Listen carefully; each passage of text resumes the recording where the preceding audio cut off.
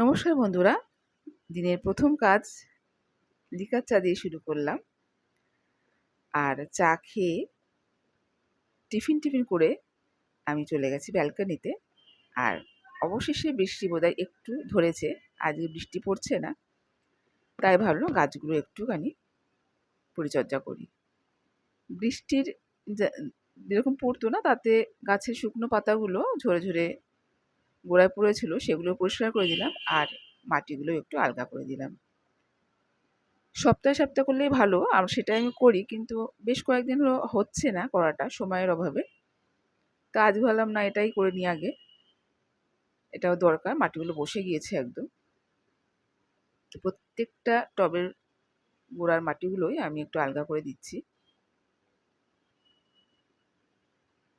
আজ এই পর্যন্তই, পরে আসবো অন্য ভিডিও নিয়ে।